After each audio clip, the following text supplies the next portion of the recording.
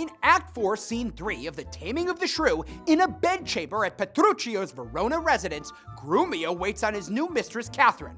At first, Gremio seems sympathetic, but he quickly reveals that he's part of Petruchio's taming plot. He tempts Katherine with suggestions of food, but then finds excuses for not bringing her any. Petruchio enters with a meal but threatens to take it away unless Katherine thanks him for it. She complies, but Petruchio instructs Hortensio to eat as much of it as he can while he distracts her. At that moment, a tailor and a haberdasher enter, bearing clothes for Petruchio he's ordered for Katherine.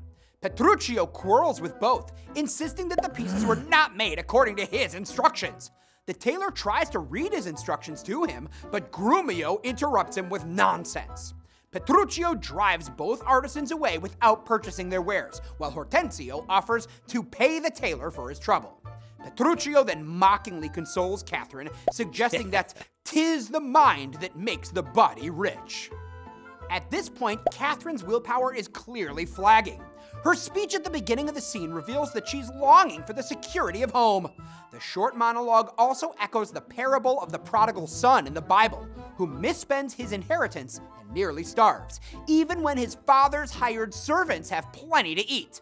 Katherine likewise ruefully reflects on the beggars who come to her own father's door and have a present alms to buy food for themselves. The parallel, however, only goes so far. The prodigal son took his share of his father's wealth and thoughtlessly squandered it. Katherine, in contrast, has essentially been abducted by her husband and is now his virtual prisoner. Katherine is openly resentful of Petruchio's spiteful and cruel taming techniques.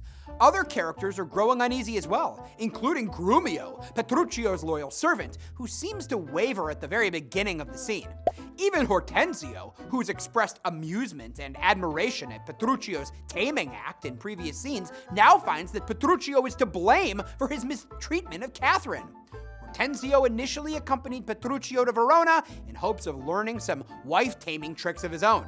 He now seems embarrassed by his friend, which may explain why he offers to pay the tailor after Petruchio rejects the gown. In Elizabethan England, what a man does with his own wife is his own business.